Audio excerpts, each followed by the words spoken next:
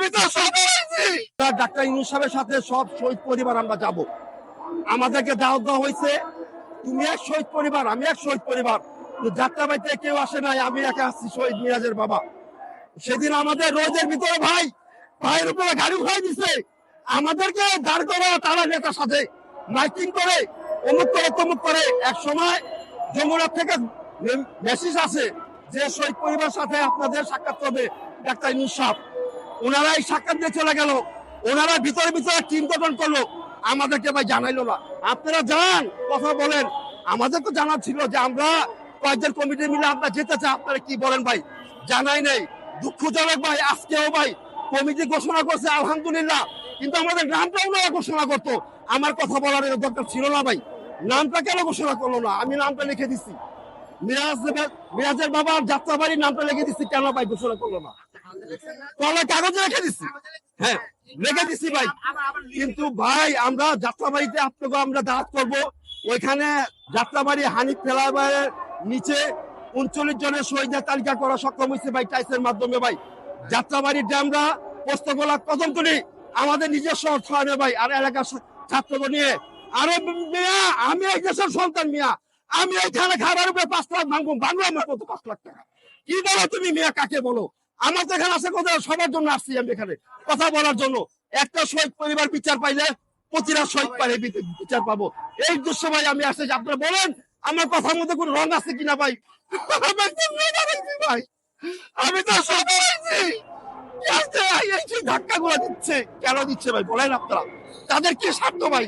তারা কি চুপি চুপি চেক দিয়ে আসছে ভাই, আমাদেরকে বলে নাই। জিজ্ঞেস করছি, বলো বলে নাই, বুঝছেন? আমরা পাইনি, অনেক শহীদ পরিবার আমরা আমাদের সাথে বুঝছেন। এখানে যারা বলছে ভাই আপনারা আমরা যদি বিচারটা পাই সেই ব্যবস্থা আপনার রাষ্ট্রের কাছে উঠায় ধরেন ভাই। কারণটা যে ভাই কষ্ট লাগলো ভাই, আমাদেরকে দাওয়াত নিয়ে আসলেন, আমার নামটা আমি ওখানে লিখলাম কাগজে, আমার নামটা কেন আসলো না শহীদ মিরাজের নামে?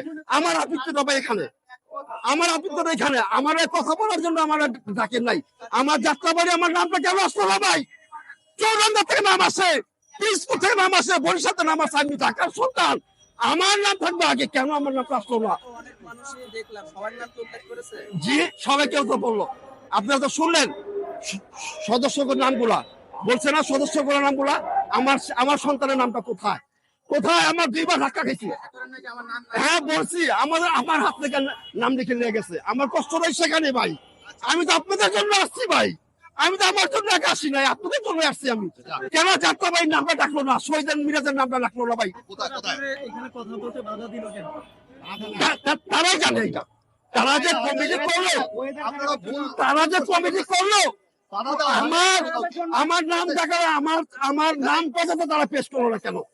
এই কমিটিকে আমি যোগ্য না? আমি যোগ্য না? অবশ্যই যোগ্য। আসেন আমি চ্যালেঞ্জ করলাম আপনাদের সামনে, আপনারা টাকা খরচ করেন, আমি টাকা খরচ করবো, দেখি কার পক্ষে সাহস আছে।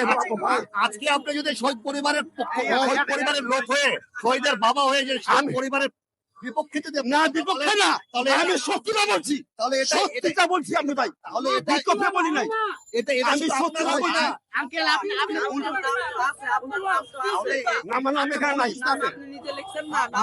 ওই নামটা এখানে তো প্রকাশ করলো না, নামটা কেন প্রকাশ করলো না? লিস্ট করে লেখছে না এখানে,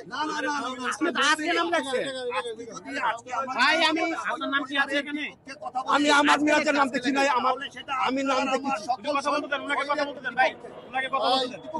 উনি এক শহীদ পরিবার, আমার কষ্ট নাই ভাই এখানে ভাই।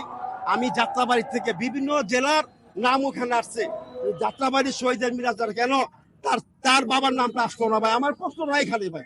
আপনার নাম আসবে না বাবা।